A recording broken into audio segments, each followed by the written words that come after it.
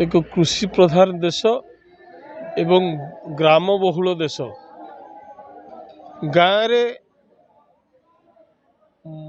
मानवतार मौलिकता अच्छी, गाँव रे भल पाइबा अच्छी, गाँव रे भारतीय संस्कृतिर गंध अच्छी, बास्ना अच्छी।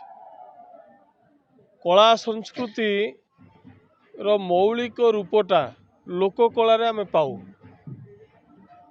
कला संस्कृति गाँ आम सभ्यता को रुद्धिमंत करिछि।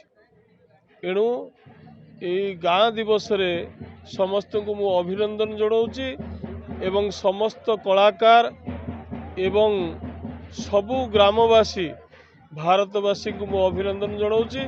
यार बहुल प्रचार हवा आवश्यक अछि। आगुरु कला कहले आमे गोटे खराब दृष्टि केते जन देखि दियंती, किंतु प्रकृतिर ता नुहे।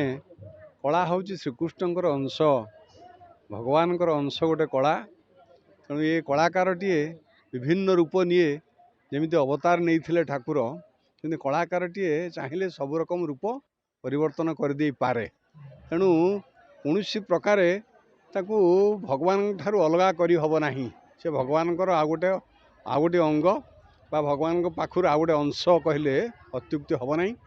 तेणु से कलाकार माने चाहिए ये सृष्टि को बंचई पारे, एमती गोटे उद्देश्य आम भितर थिला।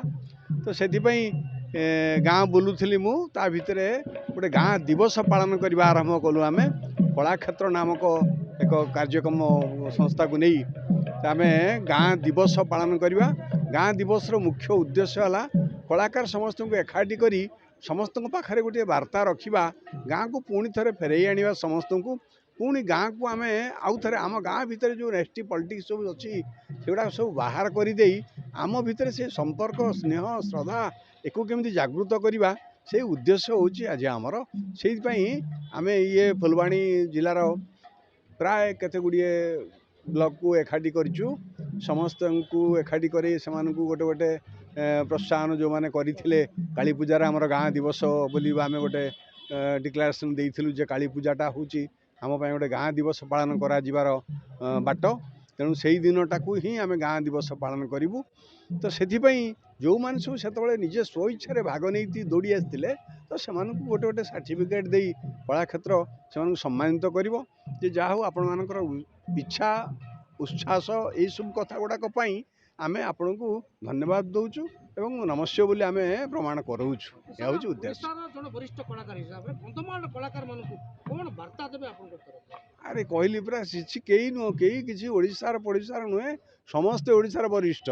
जो कंधमाल जो कलाकार अच्छा से कला मु करें कि आउ कई करें, से कलाकार टी निजे ही केवल से कथा कर तार कई समपक्ष हो पारे, समास्कंद हो पारे, से कला को कई उठे पारे, चोरी करें सेटा तार जन्मगत।